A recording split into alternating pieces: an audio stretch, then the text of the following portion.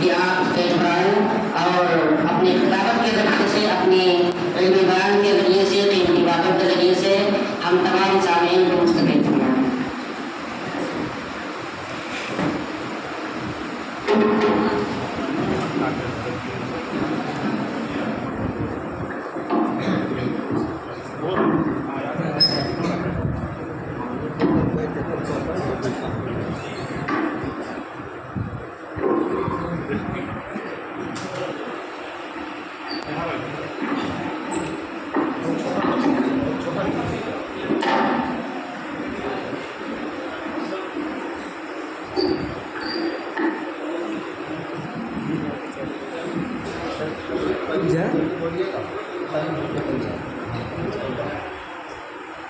السلام علیکم ورحمۃ اللہ وبرکاتہ۔ ان الحمد للہ نحمده ونستعینه ونستغفره ونعوذ باللہ من شرور انفسنا ومن سیئات اعمالنا، من يهده الله فلا مضل له ومن يضلل فلا هادي له، واشهد ان لا اله الا الله واشهد ان محمدا عبده ورسوله۔ یا ایھا الذین آمنوا اتقوا اللہ حق تقاته ولا تموتن الا وانتم مسلمون۔ یا ایھا الناس اتقوا ربکم الذی خلقکم من نفس واحدة وخلق منها زوجها وبث منهما رجالا كثيرا ونساء واتقوا الله الذي تساءلون به والارحام ان الله كان عليكم رقيبا۔ یا الذین آمنوا اتقوا الله وقولوا قولا سديدا يصلح لكم أعمالكم ويغفر لكم ذنوبكم ومن يطع الله ورسوله فقد فاز فوزا عظيما، أما بعد فإن خير الحديث كتاب الله وخير الهدي هدي محمد صلى الله عليه وسلم وشر الأمور محدثاتها وكل محدثة بدعة وكل بدعة ضلالة وكل ضلالة في النار۔ قال الله تبارك وتعالى واعبدوا الله ولا تشركوا به شيئا وبالوالدين إحسانا وبذي القربى واليتامى والمساكين والجار ذي القربى والجار الجنب والصاحب بالجنب وابن السبيل ما ملكت أيمانكم إن الله لا يحب من كان مختالا فخورا۔ رب اشرح لي صدري ويسر لي أمري واحلل عقدة من لساني يفقهوا قولي رب زدني علما۔ لائق احترام صدر اجلاس، علماء اوقات، محترم سامعین،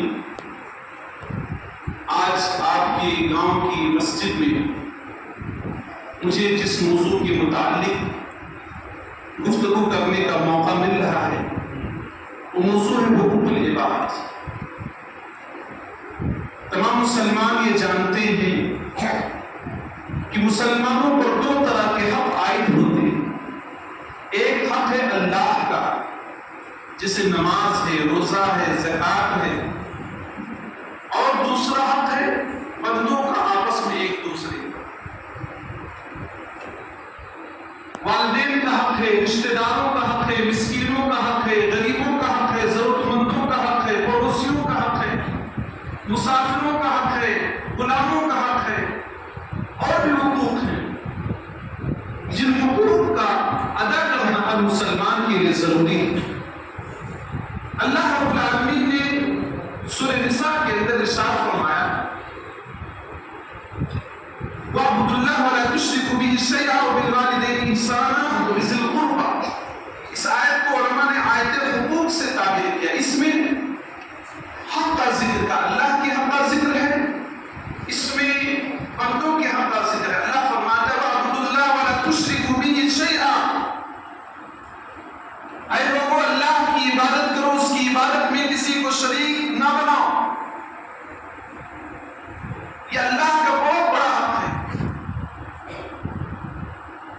معاذ رضی اللہ عنہ سے اللہ کے نبی صلی اللہ علیہ وسلم نے پوچھا تھا یا معاذ تدری ما حق اللہ علی العباد،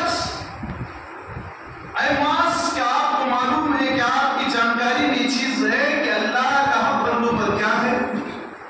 تو معاذ رضی اللہ عنہ نے کہا تھا اللہ کا حق بندوں پر یہ ہے ان یعبدوہ ولا یشرکوا بہ شیئا، کہ بندے اللہ کی عبادت کریں، اللہ کی عبادت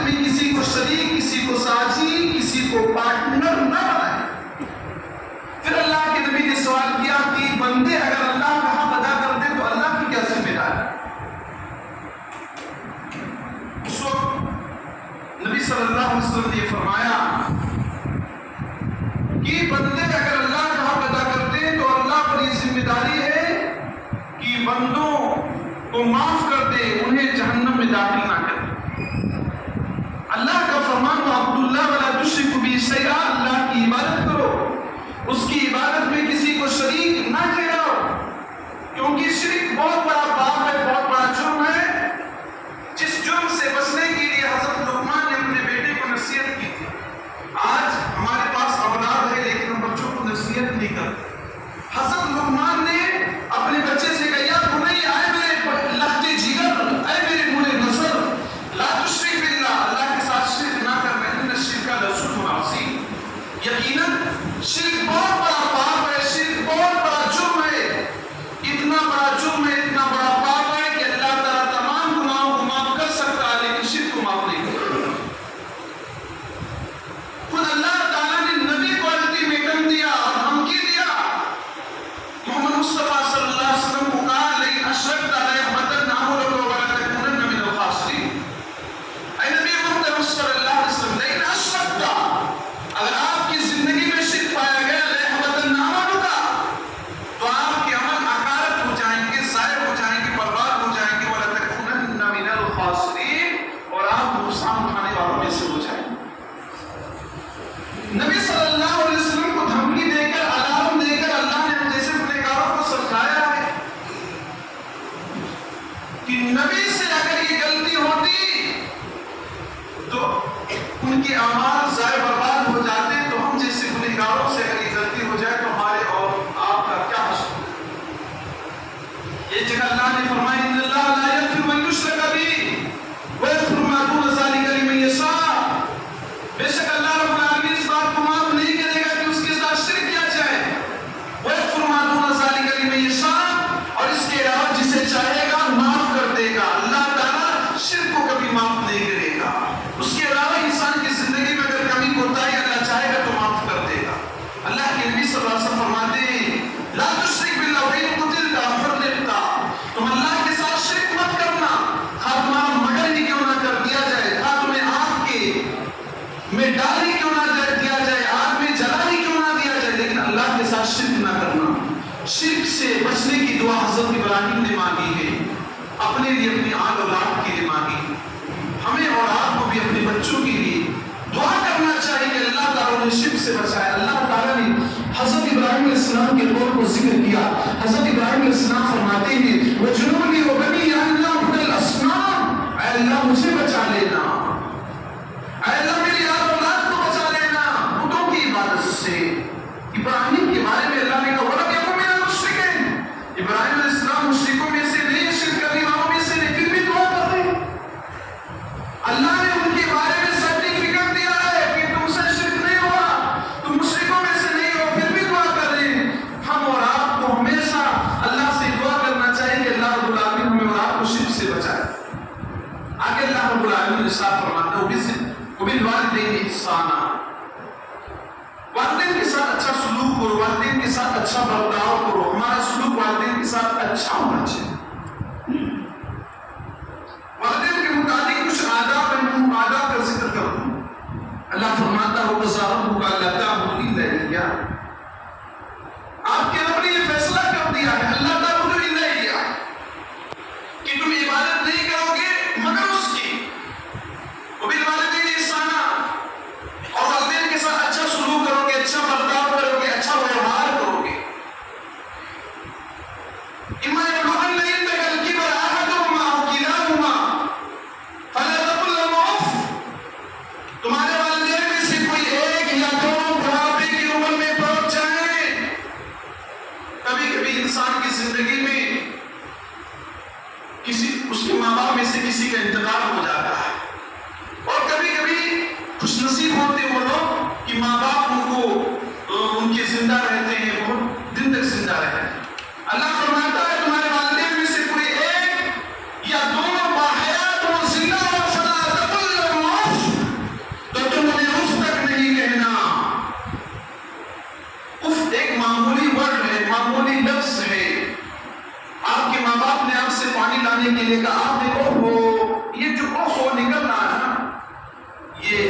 ایسا ہے اللہ نے کہا ماں باپ کے سامنے ایسا ورڈ استعمال کرنا آپ کے لیے حرام اور جھوٹ. ذرا ایک لمحے کے لیے سوچئے، جو لوگ ماں باپ کو گالی دیتے ہیں، جو لوگ ماں باپ کو برا بھلا کہتے ہیں، ان کا کیا انجام ہوگا؟ اللہ تعالیٰ نے ماں باپ کے سامنے لفظ اف کہنے سے منع کر دیا ہے. آپ کی پیشانی کو بل نہیں آنا چاہیے، ماتھے پر شکن نہیں آنا چاہیے. ماں باپ کسی چیز کا آڈر کریں تو اف نہیں کہنا. فَلَا تَقُلْ لَهُمْ اُفٍّ وَلَا تَنْهَرْهُمَا. دوسرا ادب کیا؟ انہیں جھڑکنا نہیں.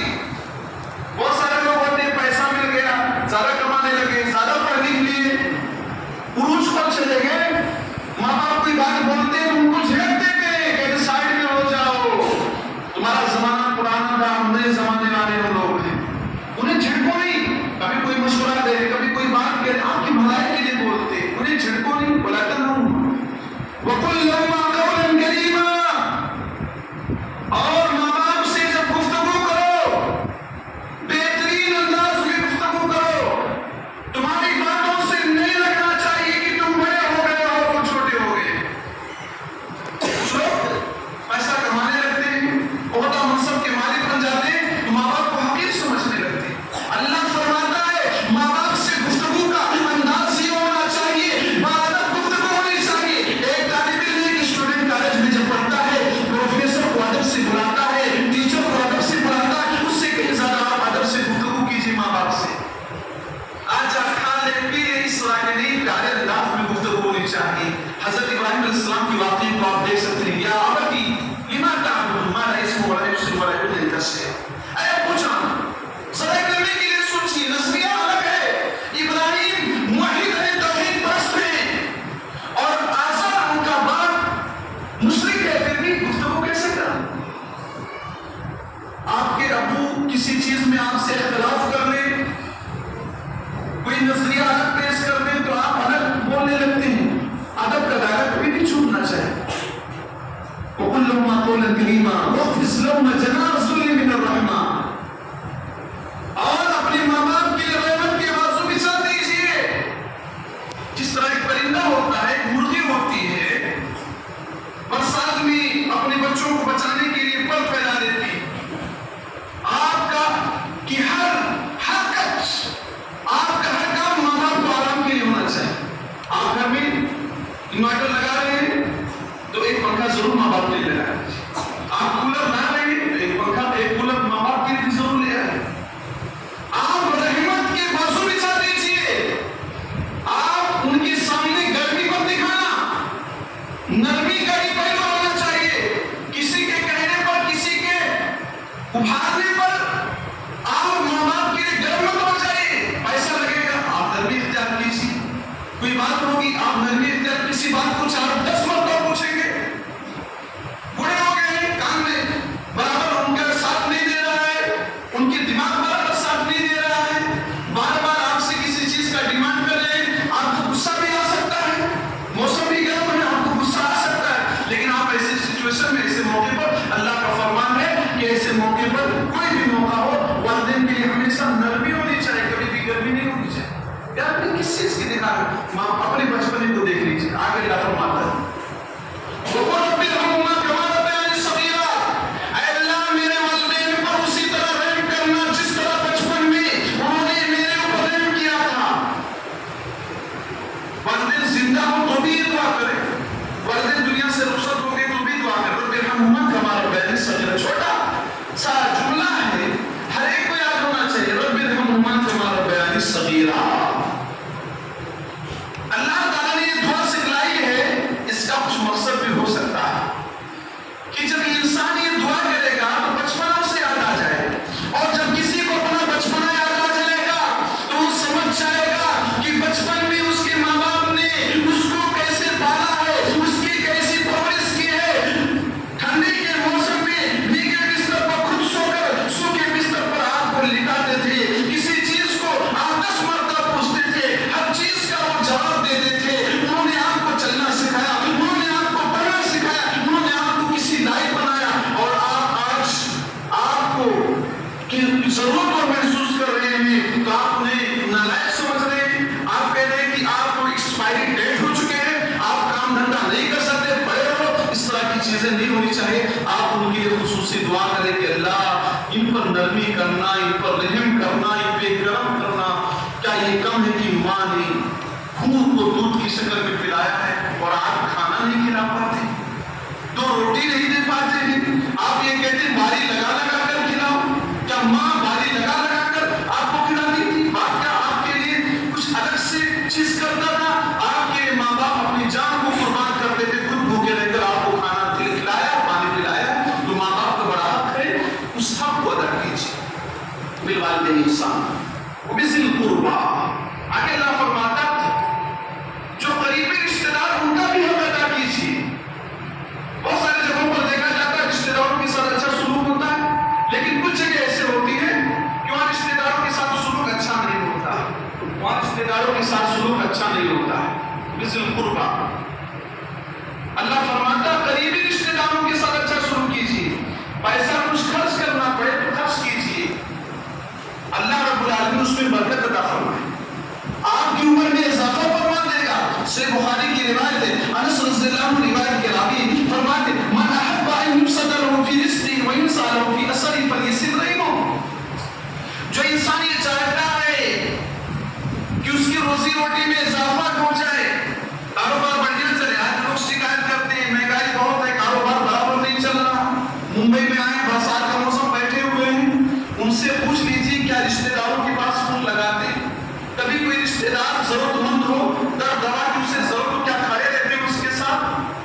اکثر دیکھا جاتا ہے کہ سیٹ بننے کے بعد آدمی رشتہ داروں کو بھول جاتا ہے اور دوسرے لوگوں کو ہی اپنا رشتہ دار بناتا ہے. اللہ کے نبی فرماتے ہیں رشتہ داری پر ماں باپ پر خرچہ ہوگا, اس کا بینیفٹ ملے گا, اللہ رزق میں اضافہ کر دے گا. یہ دھان جو آپ ہم نے بویا ہے, ماں باپ پر رشتہ داروں پر خرچہ کرو, خوب پیدا ہوگا, خوب اللہ تعالیٰ اس میں برکت عطا کرے گا. وَيُنْصَرُ فِي أَثَرِهِ, اور اللہ رب العالمین عمر میں ایج میں اضافہ کر دے گا, برکت رکھ دے گا. 50 سال میں اتنا آگے بڑھ جاؤ گے, اتنا نیکی کا کام کر لو گے, جس کے لیے 100 سال کی 200 سال کی ضرورت محسوس ہوتی تھی, اللہ اس میں برکت عطا فرما دے گا. یا واقعی عمر انسان کی بڑھ جائے تو مفہوم نکالا جا سکتا ہے. ہم دیکھتے ہیں اپنے سماج سوسائٹی کا ماحول کا جائزہ لیں تو لوگ کیا ہے اپنے قریبی لوگوں سے زیادہ وصولی پالتے ہیں. بٹوارا ہو گیا, کسی مسئلے کو لے کر نیچ اونچ کا معاملہ ہو گیا تو زندگی بھر گفتگو نہیں کرتے, کچھ لوگ جنازہ میں بھی شامل نہیں ہوتے. میں ایک واقعہ ذکر کر دوں صحیح بخاری کے حوالے سے, اس سے آپ اندازہ لگائیے کہ ہمارا رویہ کیسا ہے اور پہلے لوگوں کا رویہ کیسا ہے. حضرت ابوبکر صدیق رضی اللہ عنہ کو کون نہیں کہا؟ نبیوں کے بعد سب سے افضل اگر کوئی ہے تو ابوبکر صدیق رضی اللہ عنہ. اللہ کے نبی نے کہا تھا لو كنت متخذا خلیلا لاتخذت ابا بکر خلیلا. اگر میرا کوئی جگرا ہوتا, اگر میں کسی کو خلیل بناتا تو میرے خلیل ابوبکر صدیق ہوتے, لیکن میرا خلیل اللہ ہے. ابوبکر صدیق رضی اللہ عنہ کی بیٹی حضرت عائشہ رضی اللہ عنہ, اور یہ حضرت عائشہ رضی اللہ عنہ نبی صلی اللہ علیہ وسلم کی بیوی ہے. ایک مرتبہ کی بات ہے, حضرت عائشہ رضی اللہ عنہ اور اللہ کے نبی صلی اللہ علیہ وسلم اور مسلمان کسی غزوے سے واپس آ رہے تھے, اور حضرت عائشہ کو قضاء حاجت کی ضرورت محسوس ہوئی, آپ وہاں سے چلی گئی. آپ صلی اللہ علیہ وسلم کو معلوم نہ ہو سکا کہ حضرت عائشہ کسی کام کے لیے گئی ہے. نبی صلی اللہ علیہ وسلم نے قافلے کو پوچھ کا حکم دے دیا کہ چلو. قافلہ نکل آیا. حضرت عائشہ رضی اللہ عنہ پوچھتی ہیں تو دیکھتی ہیں کہ اللہ کے نبی صلی اللہ علیہ وسلم و صحابہ کرام یہاں سے جا چکے ہیں, یہاں سے جا چکے ہیں. وہیں آ کر بیٹھ جاتی ہیں. ایک طریقہ ہوتا ہے بچوں کو بھی سمجھائیں کہ جہاں آپ کو چھوڑا گیا وہیں پر رہو گے تو آدمی ڈھونڈ کر وہاں مل پہنچ جاتا ہے. صفوان بن معطل رضی اللہ عنہ اللہ کے نبی نے ذمہ داری دی تھی کہ پیچھے کوئی سامان گرا ہوگا, پڑا ہوگا, وہ سب اٹھا کر لے آنا. صفوان بن معطل رضی اللہ عنہ نے حضرت عائشہ رضی اللہ عنہ کو حجاب کے اترنے سے پہلے دیکھا. پہلے پردے کا حکم نہیں تھا, بعد میں اللہ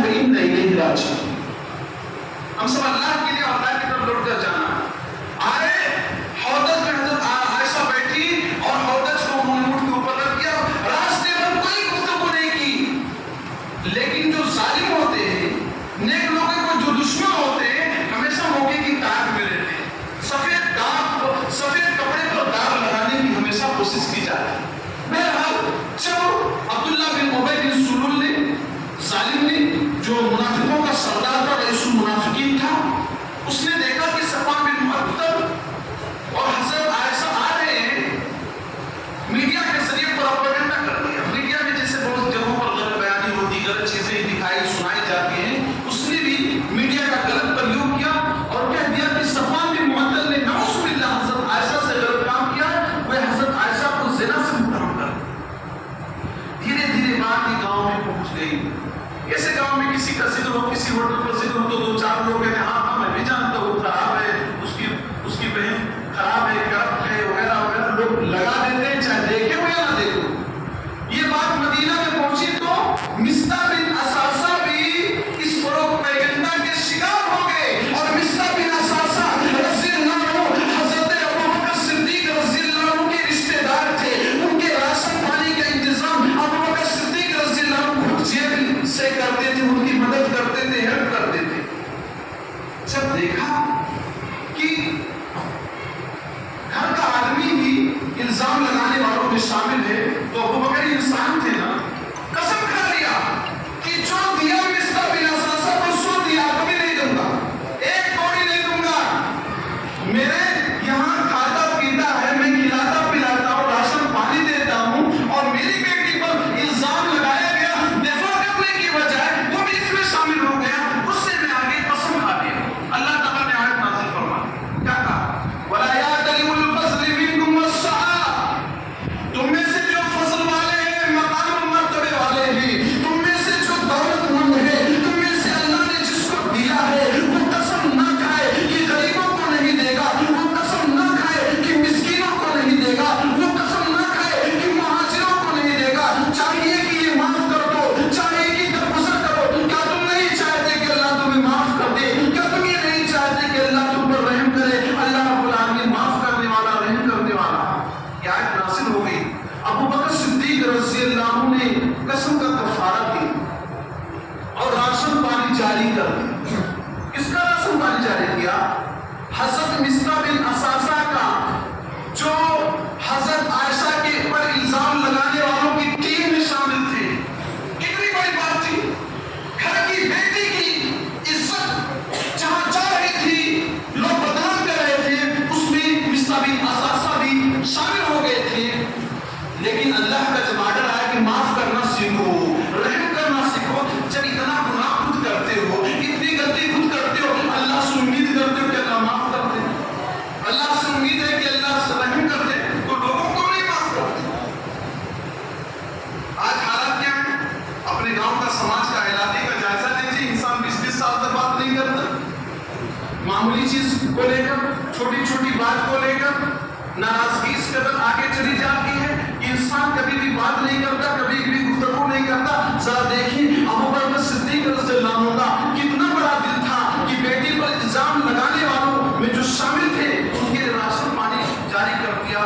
ہے کوئی اس طرح بڑا دل والا جو اس زمانے میں فیصلہ کرے, بٹوارا ہو گیا, بٹوارے سے کون بچا ہے, بھائی بھائی سے جدا ہوتے, گھر بٹتا ہے سب کا. کبھی کوئی معاملہ ہو گیا, کوئی بات ہو گئی, کبھی کوئی لڑائی جھگڑا ہو گیا, تو اس کو دل میں کاہے پال رکھے ہو, اس کو ہمیشہ کے لیے کیوں پال رکھے, اس کو ختم کرو, معاف کرو.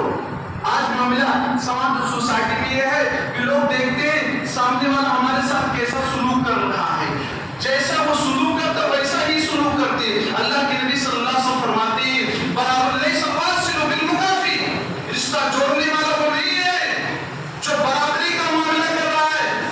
شادی بیاہ میں کسی نے کولر دے دیا, فریج دے دیا, واشنگ مشین دے دیا, اس کو ڈائری پر لکھتے ہیں, اس کو بھی وہی دینے کی کوشش کرتے ہیں. اللہ کے نبی کہتے ہیں یہ رشتہ نبھانا نہیں ہے.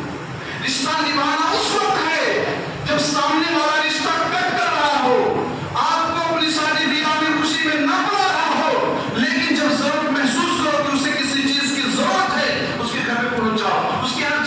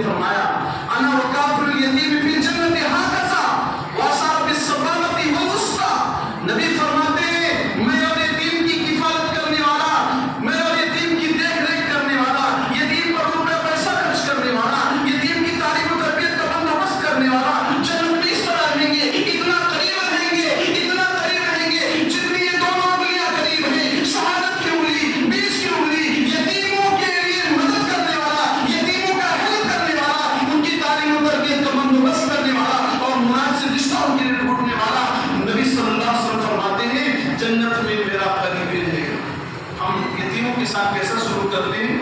اس طرح سلوک کرتے ہیں جیسا اس سورہ ماؤن کی اس آیت میں ہے ارائیت الذی یکذب بالدین، کیا آپ نے نہیں دیکھا اس آدمی کو جو دین کی تکذیب کرتا ہے؟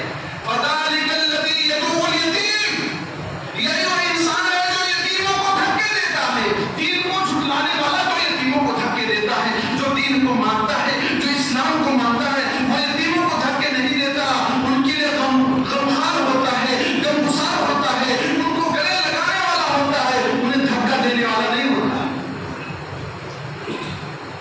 امیر کا لڑکا گالی گلوچ بھی دے تو محترم ہوتا ہے، اور یتیم لڑکا اگر گھاس دے تو انسان اس کو مجلس سے بھگا دیتا ہے۔ سچ کہا کسی شاعر نے، جن کے آنگن میں امیری کا شجر لگتا ہے ان کا ہر عیب زمانے کو ہنر لگتا ہے۔ معزز سامعین کرام، یتیموں کے ساتھ کیسا ناروا سلوک کیا جا رہا ہے اس زمانے میں؟ یتیموں کا مال لوگ ناجائز طریقے سے کھا رہے ہیں، ان کی زمین کو، ان کی جائیداد کو، ان کی پراپرٹی کو لوگ خاموشی سے اپنے نام پر کر رہے ہیں۔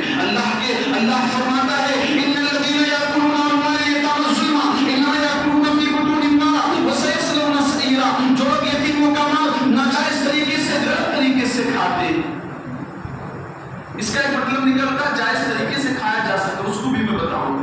ان الذین یاکلون اموال الیتامی ظلما انما یاکلون فی بطونہم نارا، جو یتیموں کا مال ناجائز طریقے سے کھاتے ہیں وہ آگ کھا رہے ہیں، وہ روپیہ پیسہ زمین جائیداد نہیں بلکہ آگ کھا رہے ہیں۔ وہ سیصلون سعیرا، اور یہ لوگ کہاں جائیں گے؟ جہنم میں جائیں گے۔ لوگ کہتے ہیں بچہ چھوٹا ہے، زمین کو، جائیداد کو، مہنگی جگہ کو اپنے نام پر لکھوا لیا، خاموشی سے لکھوا لیا، مجبور کر کے لکھوا لیا۔ جائز طریقے سے یتیم کا مال کھا سکتے، کیسے کھا سکتے؟ ایک یتیم ہے، اس کی پراپرٹی ہے، کئی دکانیں ہیں، کھیتی باڑی ہے، کوئی کرنے والا ہے، ہم محنت کر رہے ہیں، اس کی جتائی کروا رہے ہیں، اس میں اس کی روپائی کروا رہے ہیں، اس کو کٹوا رہے ہیں، محنت کر رہے ہیں، آپ اس میں ٹائم دے رہے ہیں، دکان میں اس کی دیکھ ریکھ کر رہے ہیں، تو آپ سماج کے طریقے کے مطابق آپ مال کھا سکتے ہیں۔ لیکن ناجائز طریقے سے کہ یتیم بڑا ہو اس سے پہلے اس کی آدھی پراپرٹی صاف کر دو یا پوری پراپرٹی صاف کر دو، اللہ تعالیٰ اس سے منع کرتا ہے۔ یتیموں کا بہت بڑا حق ہے۔ معزز مسلمان بھائیوں، آج یتیموں کو دھکے دینا ایک عام سی بات ہے، یتیموں کو گالی گلوچ دینا سماج کا گرا ہوا ایک ساتھ سمجھنا، یا سمجھا جاتا ہے جب بھول جاتے ہیں کہ اللہ کے نبی صلی اللہ علیہ وسلم یتیم تھے، روڑے یتیم تھے، اور یتیموں کے ساتھ اچھے سلوک کرنے کی بڑی فضیلت ہے، بڑی بشارت ہے۔ والیتامی والمساکین، اسی طرح مسکینوں کے ساتھ اچھا سلوک کرنا چاہیے۔ مسکین کہتے کسے ہیں؟ وہ آدمی جو غریب ہو، جس کے پاس کاروبار تو ہو لیکن اتنا بزنس سے اتنا اس کو فائدہ نہ ملتا ہو کہ اس کا گھر بات چل سکے۔ کشتی تھی مسکینوں کی، حضرت خضر نے جس کشتی میں سوراخ کیا تھا کہ بادشاہ اس کشتی کو نہ لے لے، کیونکہ وہ ہر سندر اور اچھی کشتی کو اپنے قبضہ میں کر لیتا تھا، تو حضرت خضر نے ایک کشتی میں سوراخ کیا تھا، وہ کشتی مسکینوں کی تھی۔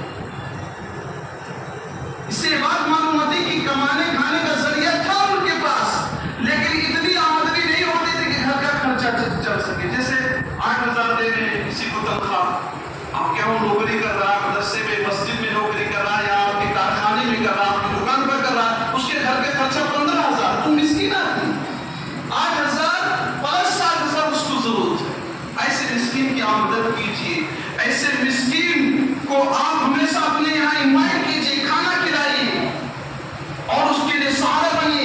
نہیں تو کیا ہے نا، جب جنتی جنت میں، جہنمی جہنم میں جائیں گے تو جنتی جہنم میں سے سوال کریں گے ما سلککم فی سقر، جہنم میں کیوں چلے آئے؟ جہنمی جواب دیں گے قالوا لم نکن من المصلین، ہم نماز نہیں پڑھتے تھے اس لیے جہنم میں چلے آئے۔ موقع ہوتا تھا، اذان ہوتی تھی، حی علی الصلاۃ کی آواز آتی تھی، اور نماز کے لیے، حی علی الفلاح اور کامیابی کے لیے، لیکن کامیابی ڈھونڈنے کے لیے ہم دکانوں کی طرف چلے جاتے تھے، کاروبار کے لیے نکل جاتے تھے،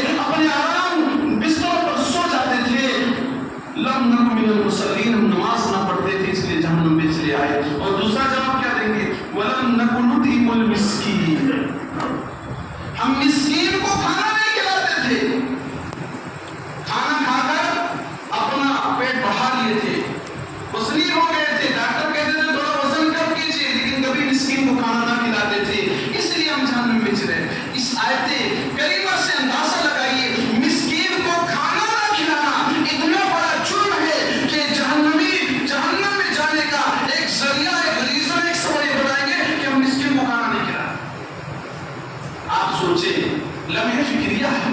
آپ سوچیں, ہم سوچیں کہ ہمارے گھروں پر, آپ کے گھروں پر آخری مرتبہ مسکین نے ہاتھ کب دھویا؟ امیروں کو تو روزانہ ڈنر پر بلاتے ہیں, صبح بھی شام بھی. آپ ڈنر پارٹی دے رہے ہیں, ان کو بلا رہے ہیں, لیکن آپ اپنے گھر میں مسکین کو کھلانے کے لیے کب کب انوائٹ کر رہے ہیں, کب کب بلا رہے ہیں؟ یہ سوچنے کی بات ہے, کیونکہ مسکین کو کھانا کھلانا یہ بہت بڑا نیکی کا کام ہے, اور مسکین کو کھانا نہ کھلانا بہت بڑا جرم. ایک جگہ اللہ نے فرمایا دین کو انسان جھٹلاتا ہے, ولا يحض على طعام المسكين, جو مسکین کے کھانا کھلانے کو ابھارتا نہیں ہے. اللہ نے آپ کو نہیں دیا ہے, آپ نہیں کھلا سکتے, آپ کی آمدنی محدود ہے نا, لیکن کچھ سماج میں مالدار لوگ ہیں, اگر ان کو پتا چل جائے کہ فلاں غریب ہے تو مدد کرنے کے لیے تیار ہے, کھانا کھلانے کے لیے تیار ہے, ان کی تعلیم کا بندوبست کرنے کے لیے تیار ہے, لیکن کہنے والا تو ہونا چاہیے. تو کچھ لوگ ہوتے ہیں کچھ نہیں کہتے. اللہ نے ایسے لوگوں کی مذمت بیان کی ہے جو مسکین کے کھانا کھلانے کو ابھارتے بھی نہیں, نہ کھلاتے ہیں, نہ کسی سے کہتے کھلاتے. آپ کو معلوم ہے کہ فلاں کے گھر پہ چولہا نہیں چلا ہے, بہت دن سے وہ لوگ بھوکے پیاسے تڑپ رہے ہیں, فلاں گھر کے لوگ مجبور ہیں, مجبور ہیں, دوا علاج کے لیے ترس رہے ہیں. اللہ نے آپ کو پیسہ نہیں دیا, کھڑے ہو جائے چندہ کے لیے, لوگوں سے 10-20 روپے مانگو, دینے والے لوگ بے شمار ہیں. آپ کے ذریعے سے اس کی مدد ہو جائے گی, اس کے لیے کھانے کا انتظام ہو جائے گا, راشن کٹ کا انتظام کر کے اس کے گھر پہ پہنچا دیجیے. نہیں تو قیامت کے دن آپ کا گریبان ہوگا, اللہ پکڑ کر لے گا. اللہ تعالیٰ قیامت کے دن پوچھے گا بندہ میں بھوکا تھا, تو نے مجھے کھانا کیوں نہیں کھلایا؟ بندہ کہے گا اللہ تو بھوکا کیسے ہو سکتا ہے, تو سارے جہاں کو کھلاتا ہے, رب العالمین ہے. اللہ کہے گا فلاں گاؤں میں, فلاں علاقے میں, فلاں ٹولے میں, فلاں محلے میں, ایریے میں ایک غریب انسان تھا, ایک مسکین انسان تھا, اگر تو اسے کھانا کھلایا ہوتا تو مجھے وہاں پاتا. وہ بندے کی خدمت کرنا, سیوا کرنا دراصل یہ بہت بڑا نیکی کا کام. اللہ پوچھے گا میں پیاسا تھا, تو مجھے پانی کیوں نہیں پلایا؟ آپ سڑک پہ کھڑے ہو کر مسافروں کو پانی دے رہے اچھی بات ہے, لیکن آپ کے علاقے میں, آپ کے محلے میں, اپنے بھائیوں میں بہت سارے مسکین غریب لوگ ہیں, ان کو کیوں نہیں کھلا رہے, ان کے لیے پانی کا بندوبست کیوں نہیں کرتے؟ مسکینوں کے ساتھ جو برا سلوک کرتے ہیں, دنیا میں ان کی دولت کو اللہ تعالیٰ مٹا دیتا ہے. سے بخاری سے اور مسلم کا واقعہ ہے, میں واقعے کی ڈیٹیل میں نہ دیکھا, شارٹ کٹ واقعے کو ذکر کرتا ہوں. اللہ نے ایک فرشتہ کو بھیجا گنجا اور بس کی بیماری والے کے پاس, جن کو اللہ تعالیٰ نے ٹھیک کر دیا تھا, مالدار بنایا تھا. فرشتہ مسکین بن کر گیا, کہا میں مسکین آدمی ہوں. صحیح آدمی ہوتا تو ہر کوئی آئیے صاحب آئیے بیٹھیے, ہر کوئی امید ہے کچھ نہ کچھ, لیکن غریب آدمی سڑک کیسے جانا, آپ چوراہے پر جا رہے موٹر سائیکل پر بیٹھانا پسند نہیں کرتا. تو کہا میں مسکین آدمی ہوں, میرا زیادہ سفر ختم ہے, میں مسافر آدمی ہوں, آپ کچھ عنایت کر دیجئے, اللہ کے واسطے میں اپنے گھر تک پہنچ سکتا ہوں. بس کی بیماری والے نے کہا میں نہیں دے سکتا, مانگنے والے بہت آتے ہیں, جس کو نہیں دینا ہے تو بہانہ بہت کرتا ہوں, میں مدد فلاں جگہ دیتا ہوں, بڑا مدد کرتا ہوں, فلاں ٹرسٹ کو دیا, فلاں کی شادی میں دیا. جس کو دینا رہتا 10-20 دے دیتا ہے, اور 2-4 لوگوں سے فون کر کے مدد بھی کروا دیتا ہے. جس کو نہیں دینا بہانے بہت کرتا ہے. اس نے برس کی بیماری والے نے بھی بہانہ کیا اور گنجے نے بھی بہانہ کیا. فرشتے نے کہا تم لوگ جھوٹ بول رہے ہو, ان لوگوں نے کہا جھوٹ نہیں بول رہے. فرشتے نے کہا اللہ تمہیں تمہاری پرانی حالت پہ لوٹا دے. اللہ تعالیٰ نے مسکین کی, غریب کی, مسافر کی مدد نہ کرنے کی وجہ سے ان لوگوں کو پرانی حالت پہ لوٹا دیا. فرشتے کی دعا بھی قبول ہوتی, بددعا بھی قبول ہوتی. برس کی بیماری میں مبتلا ہو گئے, گنجے ہو گئے, اور ان کی پراپرٹی ختم ہو گئی. لمحوں نے خطا کی تھی, صدیوں نے سزا پائی. پوری دولت پہ آگ لگ جاتی ہے, کاروبار ایک ٹھپ پڑ جاتا ہے, باہر سیلاب آنے کی وجہ سے سارا اناج تحس نحس ہو جاتا ہے. لیکن وہ اپنی زندگی پر غور نہیں کرتے کہ مسکین کے ساتھ ہمارا سلوک کیا ہے, غریب کے ساتھ ہمارا سلوک کیا ہے.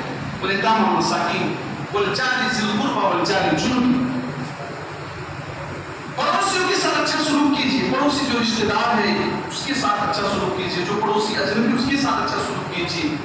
پڑوسی 3 طرح کے ہوتے ہیں, 3 طرح کے حقوق ہوتے ہیں. ایک پڑوسی جو مسلمان ہے, رشتہ دار ہے, 3 حق ہے اس کا. ایک پڑوسی جو مسلمان ہے, رشتہ دار ہے, 9 حق ہے اس کا. ایک پڑوسی غیر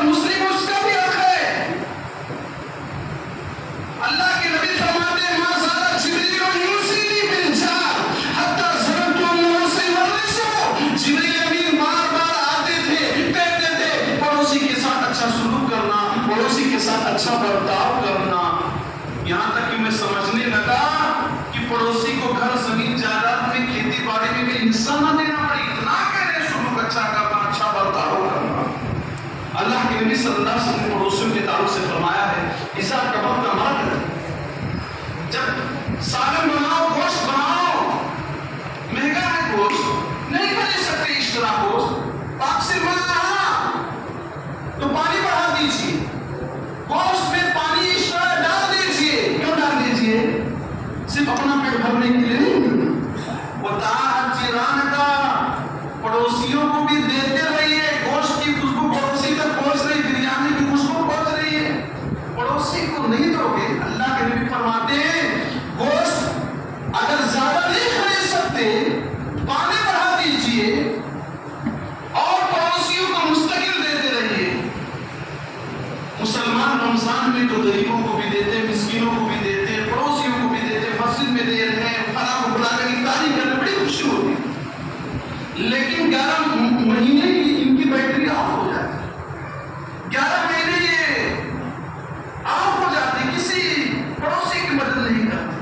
اچھا ایک بات اور بتائیں، اگر پڑوس کھانا مختصر ہے، سب کو نہیں دے سکتے تو کس پڑوسی کو دینا؟ حضرت عائشہ نے پوچھا تھا کہ اللہ کے نبی صلی اللہ علیہ وسلم اگر کھانا مختصر ہو، اگر ایک پڑوسی کو دینا چاہوں تو کس کو دوں؟ نبی نے فرمایا جس کا دروازہ تمہارے دروازے سے سب سے زیادہ قریب ہے اس کو دیجیے.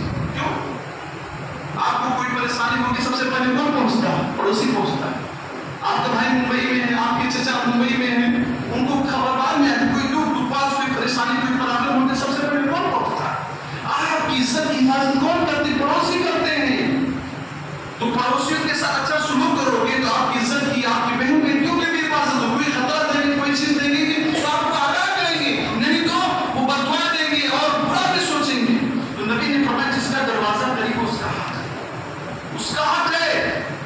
مجھے مسلمان بھائیوں، جو لوگ پڑوسیوں کے ساتھ برا سلوک کرتے ہیں، پڑوسیوں کے ساتھ غلط سلوک کرتے ہیں، ان کا ٹھکانہ جہنم ہوگا. ایک حدیث میں بیان کر دوں، اللہ کے نبی صلی اللہ علیہ وسلم فرماتے ہیں کہ صحابہ کرام نے بتایا ایک عورت ہے، صوم و صلات کی پابند ہے، نماز روزہ زکات بہت ادا کرتی ہے، نفلی روزے بھی کثرت سے رکھتی ہے، صدقہ خیرات خوب خوب کرتی ہے، نفلی روزہ بھی بہت رکھتی ہے،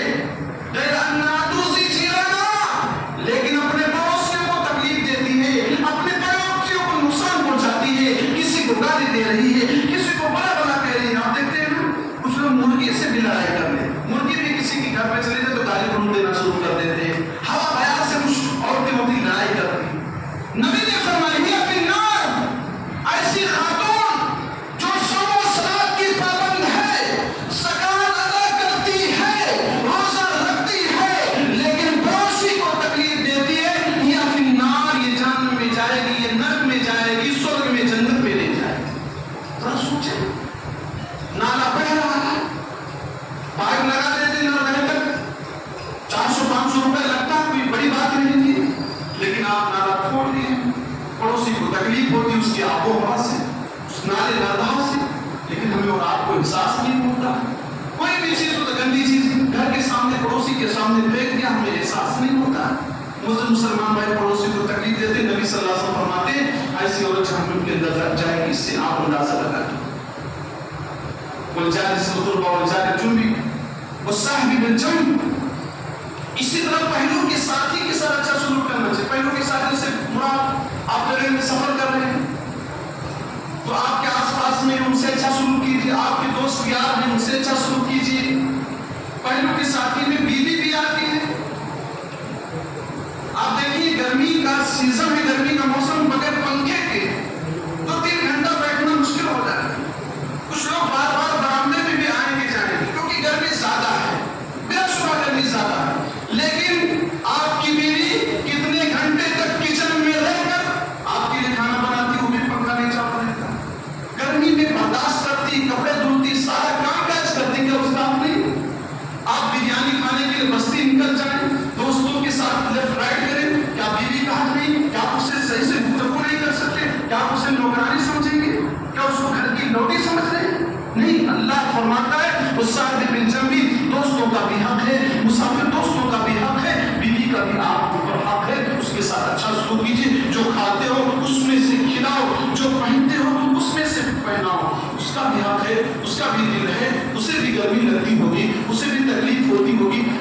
آرام چاہیے، اس کو بھی آرام چاہیے، اس کی بھی ضرورتیں ہوں گی، اس کی بھی کچھ چاہتے ہوں گی، اس کی بھی کچھ خواہشیں ہوں گی. آپ اپنی خواہشوں کو پوری کرنے چلے جا رہے ہیں، لیکن بیوی سے کبھی پوچھا کسی چیز کی تمہیں ضرورت ہے کیا تمہیں صدقہ خیرات کرنا چاہتی ہو؟ مجھ سے اتنا پیسہ لیجیے، صدقہ کر دیجیے، مجھ سے لیجیے، فلاں مدرسے کو، فلاں مسجد کو، فلاں جگہ خرچ کر دیجیے. کیا آپ کبھی اس طرح کا سوال کرتے ہیں؟ صرف اس کو گھر کی نوکرانی بنا کر آپ نے رکھ دیا. اللہ فرماتا ہے اس صاحب جب بھی بیوی کے ساتھ اچھا سلوک کرنا، ابن السبیل اسی طرح مسافر کے ساتھ اچھا سلوک کرنا چاہیے. آپ کے گاؤں میں کوئی مسافر آ گیا، بہار سے، بنگال سے چندہ کے لیے آ گیا یا کسی اور کام کے لیے آ گیا، تو سارے لوگ بھاگ نہ چاہو، کچھ لوگ پوچھ لو بھائی کھانا کھائے ہو کہ نہیں کھائے ہو. اگر آپ خود کھلا سکتے ہو کھلا دیجیے، نہ کھلا سکتے ہو تو ایسے لوگوں سے کہیے جو کھلانے کے لیے ہمیشہ ریڈی رہتے ہیں لیکن ان سے کہنے والے لوگ نہیں، ان کو کھلا دیجیے. مسافروں کے ساتھ اچھا سلوک کیجیے، ملے تو ان کو بستر لگا دیجیے، مسجد میں آرام سے سلا دیجیے، یا جہاں بھی میسر ہو.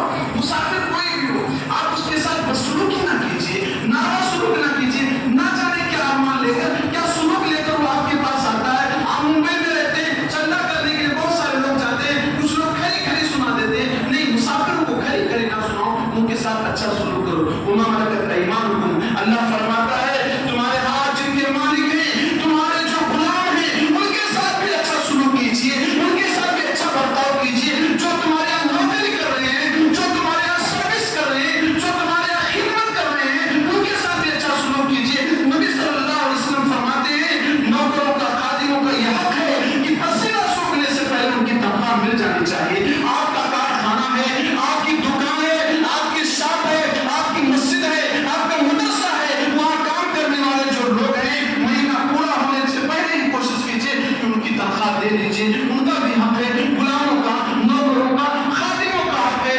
معروف بیان کرتے ہی ایک مرتبہ مقام ربضہ میں حضرت ابو ذر رضی اللہ عنہ سے ملاقات ہوئی. میں دیکھتا ہوں جو کپڑا ابو ذر غفاری رضی اللہ عنہ پہنے ہوئے ہیں، وہی کپڑا ہم ان کے غلام پہنے ہوئے. میں نے تعجب سے کہا کہ مالک بھی وہی کپڑا پہنے ہیں، غلام بھی وہی کپڑا پہنے. تعجب کی بات ہے کہ نہیں بات؟ کہا ہاں.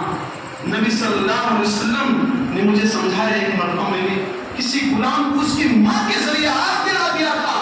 نبی نے فرمایا تھا اے ابو ذر غفاری، تمہارے اندر جاہلیت کی بو پائی جاتی. گالی گلوچ کیوں بکتے ہو؟ اچھے سے آپ نہیں بتا سکتے، کوئی کام ہے، کوئی بات ہے، کسی کے اندر کوئی کمی ہے، پیار سے بھی تو کہہ سکتے ہیں. کوئی ذریعے کی گالی گلوچ جن سے کہا جائے. اور نبی نے فرمایا تھا کہ تم جو کھاتے ہو اسی میں سے کھلاؤ، جو پہنتے ہو اسی میں سے پہناؤ، اور اتنا کام نہ دو، ڈیوٹی اتنا نہ دو جس کو وہ نبھا نہ سکے. اگر آپ اس پر ایکسٹرا ڈیوٹی ڈال رہے ہیں تو ان کی مدد بھی کیجیے، اور ہاتھ بھی لگا دیجیے. آپ کے یہاں گھر بن رہا ہے، گھر کی تعمیر کر رہے ہیں، اور کیا 5 بجے تک ٹائم ہے، آپ 6 بجے تک نہ کروائیے، کروا دیجیے، ایکسٹرا پیسہ دیجیے وغیرہ وغیرہ. ان کا بھی حق ہے، ان کا بھی سلوک ہے. تو غلاموں کے ساتھ، نوکروں کے ساتھ، خادموں کے ساتھ اچھا سلوک کیجیے. ایک واقعہ میں بول دوں، حضرت عبداللہ بن مسعود فرماتے ہیں ایک مرتبہ میں اپنے غلام کو مار رہا تھا. اللہ کے نبی نے کہا اِلَمَ ابَا مسعود، اے ابا مسعود، یہ تمہارا غلام ہے نا، اس سے تم خریدے ہو نا، یہ جان لیجئے اللہ تم پر اس سے کہیں زیادہ قادر ہے. یہ تمہارا غلام ہے، اس کو تم مار رہے ہو، اس کو تم پیٹ رہے ہو، اللہ تم پر اس سے کہیں زیادہ قادر ہے. عبداللہ بن مسعود کی جملہ سنتے ہی دل چاہتے کہتے ہوا حر لوجہ اللہ، میں اس غلام کو اللہ کی خاطر آزاد کر دیتا ہوں. اللہ کے نبی نے فرمایا عبداللہ بن مسعود، اگر تم اپنے اس غلام کو آزاد نہ کر دیتے، اسے رہا نہ کر دیتے، تو تمہیں جہنم کی آگ چھوڑ لیتی. ذرا غور کیجیے، ایک تماچا اس غلام کو مار دینا جو اپنا غلام ہے، جسے آپ نے خریدا ہے، اس کو تماچا اگر آپ نے مار دیا تو نبی فرماتے ہیں آزاد کر دے. نہ کرتے تو تم کو آگ چھو لیتی. آزاد لوگوں کو آپ طاقت کے نشے میں، عہدے کے نشے میں، پیسے کے نشے میں ایسے لوگوں کو مارتے چلتے ہو، گالی گلوچ دیتے ہوئے چلتے ہو، برا بھلا کہتے ہوئے چلتے ہو، ناجائز کسی کو مار دیتے ہو، کیا انجام ہوگا؟ اپنے غلام کو ایک تماچا مار دینا یہ جہنم میں جانے کا ذریعہ ہے. آزاد پبلک ہے، آزاد لوگ ہیں، ہر ایک کے ماں باپ ہیں، وہ آزاد ہیں، اور آپ بلا وجہ آپ ان کو مار دیں، اس کا انجام کیا ہوگا؟ آگے اللہ فرماتا ہے ان اللہ لا یحب من کان مختالا فخورا. اللہ رب العالمین فخر کرنے والے کو، گھمنڈ کرنے والے کو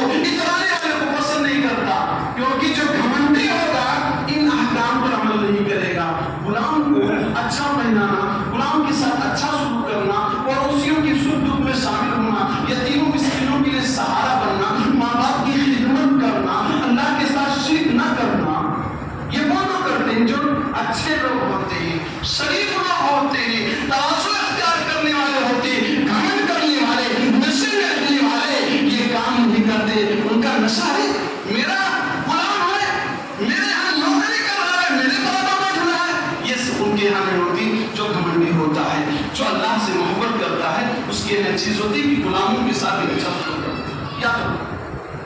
ہمارے سماج میں کچھ ایسے بھی لوگ پائے جاتے ہیں جو بندوں کے حق کو ہڑپ جاتے ہیں. کچھ لوگ سماج میں قرضہ لیتے ہیں, قرضہ لینے کے بعد ادا نہیں کرتے. اللہ کے نبی فرماتے ہیں, صحیح مسلم کی روایت ہے, یغفر کل شہید, ہر شہید کو معاف کر دیا جائے. شہید جو اللہ کے راستے میں شہید ہوتا ہے, سوائے اس آدمی کو جو قرض میں دبا ہوا, اتنا لے لیا, اتنا دبا کر قرض لے لیا, ادا ہی نہیں کیا. اللہ ایسے شہید کو معاف نہیں کرتا. کچھ لوگوں نے ان سے لیا, اسے لیا, اسے لیا. کیوں لیا؟ دینے کے ارادے سے نہیں. اگر دینے کے ارادے سے لیتا تو ادا ہو جاتا. دینے کے ارادے سے لیتا, دینے کے ارادے سے لیتا تو ادا ہو جاتا. اسی لیے لیتے ہیں کہ دھیرے دھیرے مزہ لے کر کھاتے ہیں, کچھ کرنا تو ہے نہیں, دھرتی کا بوجھ بننا ہے. اللہ کے نبی صلی اللہ علیہ وسلم فرماتے ہیں, اگر اللہ کے راستے میں شہید بھی ہو جائے, اللہ کے راستے میں جان بھی قربان کر دے, تو ایسا قرض دار اللہ رب العالمین اسے معاف نہیں کرے. اور آپ سن لیں, اللہ کے نبی صلی اللہ علیہ وسلم پہلے زمانے میں اس آدمی کی نماز جنازہ پڑھاتے ہی نہیں تھے جو آدمی قرض میں ہوتا. کچھ لوگ سوچتے ہیں ہمارے بچے ادا کر دیں گے, لوگ معاف کر دیں گے. یہ کیوں سوچتے ہو؟ قرض لے تو ادا کرنے کو سوچنا, سامنے والے کی بھی ضرورت ہوگی, وہ آپ کو کچھ سوچ کر دیا ہے. اسی وجہ سے لوگ قرض نہیں دیتے کہ لوگ دھوکہ کو دیتے, وعدہ خلافی کرتے کہتے ہیں اس مہینے میں دے دیں گے, 2030 میں دینے کا وعدہ کر 24 بھی ختم ہونے والا ہے. کہ وہ بہت سارے لوگ درکار رہے ہوں گے, دو بہانے کر رہے ہوں گے. اللہ کے نبی صلی اللہ علیہ وسلم ان لوگوں کا نماز جنازہ نہیں پڑھاتے تھے جو قرض لے کر مر گئے ہوتے تھے. کہتے تھے آپ کو پڑھ لیجیے, میں نے پڑھا. اللہ کے نبی صلی اللہ علیہ وسلم نماز جنازہ نہ پڑھائے تو کتنے افسوس کی بات ہے. لیکن جب بیت المال میں فراوانی آئی, بیت المال میں کافی دولت آ گئی, تو اللہ رب العالمین, اللہ کے نبی صلی اللہ علیہ وسلم, اللہ کے نبی صلی اللہ علیہ وسلم بیت المال سے مال ادا کر دیتے تھے, اس کا قرض ادا کرتے تھے, پھر پڑھتے تھے. اس سے آپ اندازہ لگا لیجیے قرضہ نہ واپس کرنا کتنا بڑا جرم ہے کہ نبی صلی اللہ علیہ وسلم جنازہ نہیں پڑھاتے تھے. ہمارے سماج میں بہت سارے ایسے لوگ ہیں جو اس طرح کے دکان کا کھا لیے, کسی کا 10 کھائے, کسی کا 20 کھائے ہیں, زیادہ بھی نہیں کھائے, لیکن نہ دینے کے ارادے سے کھائے. دکان کو چھوڑ کر دوسری دکان پر چلے, دوسری دکان چھوڑ کر تیسری دکان پر چلے, لڑائی جھگڑے ہو رہی ہیں. یاد رکھو, حقوق العباد میں اگر کمی کرو گے, ایک حدیث پڑھ کر میں اپنی بات کو ختم کر دوں. اللہ کے نبی فرماتے ہیں, صحیح مسلم کی روایت ہے, اتدرون من مفلس, اے میرے صحابہ بتلاؤ مفلس کون ہے, اللہ کون ہے, غریب کون ہے. صحابہ کرام نے فرمایا, المفلس فینا من لا درہم لہ ولا متاع. ہمارے درمیان مفلس غریب اللہ وہ آدمی ہے جس کے پاس روپے پیسہ نہ ہو, جو پیسہ والا نہ ہو, غریب ہے. اللہ کے نبی نے فرمایا, المفلس من امتی من یاتی یوم القیامت بصلاۃ و صیام و زکات. جو قیامت کے دن آئے گا, نماز پڑھا ہوگا, زکات دیا ہوگا, روزہ رکھا ہوگا, نمازوں کا گٹھر, زکات کا گٹھر, روزہ کا گٹھر ہوگا, بڑا نیک ہوگا. ویاتی قد شتم نازا, آیا ہوگا کسی کو گالی دیا ہوگا, راستہ چلنا میں گالی دے رہا, کسی کو برا بھلا کرا. ویاتی قد مارا اکل مارا حسا, کسی کا مار کھایا ہوگا, پھر بڑھا کر کسی کا جوت دیا ہوگا. کاٹنے کے لیے مشین آئی, 10 بیگھہ 8 بیگھہ بتا کر پیسہ بچا لیا. مزدور نے مزدوری کا پیسہ نہیں دیا, کسی کا مال کھا لیا, کسی کا سفر کا جمع حصہ, کسی کا مدد کیا. وَلِتَحَازَ مِنْ حَسَنَاتِ وَحَازَ مِنْ حَسَنَاتِ. تو اس کی نیکیاں ان سب میں بانٹی جائیں گی. بڑا نیک تھا, بڑا نماز روزہ کرنے, سب نیکیاں اس کی بانٹی جائیں گی. لیکن اس کی نیکیاں جب ختم ہو جائیں گی تو ان کے نیکی, ان کے گناہوں پہ اس کے اوپر لاد دیا جائے گا. سنت یا پھر نار بھی جہنم کے اندر پھینک دیا جائے گا. ذرا سوچیں, کسی کا مان ناجائز طریقے سے کھاتے, کسی کو گالی گلوچ دیتے, کسی کو ٹھیس پہنچاتے, کسی کا مرڈر کر دیتے, کسی کا خون کر دیتے, کسی کی غیبت کرتے, کسی کی چغلی کرتے, کسی سے وعدہ خلافی کر دیتے, کسی کا قرض لے کر اسے ہڑپ جاتے کہ مال ناجائز طریقے سے کھانا ہوا. یہ سارے جرم اتنے بڑے جرم ہیں کہ نماز, روزہ, زکات ایسے انسان کے لیے کام نہ آئے گی. وہ حقوق العباد کی وجہ سے پھنس جائے گا, اور اتنا بڑا پھنسے گا, اتنا بڑا پھنسے گا, اس کی ساری نیکیاں بڑھ جائیں گی اور دوسروں کے گناہ اس کے اوپر لاد دیے جائیں گے. پھر آخری انجام کیا ہوگا, جہنم میں جائے گا. اس لیے مسلمان بھائیوں, میں آپ سے گزارش کروں گا کہ ہمیں اور آپ کو حقوق العباد کو ادا کرنا چاہیے. اللہ رب العالمین سے دعا العالمین کے سننے سے زیادہ ہم تمام مسلمان بھائیوں کو عمل کرنے کی توفیق آمین. واخر دعوانا الحمد للہ رب العالمین. السلام علیکم ورحمۃ اللہ.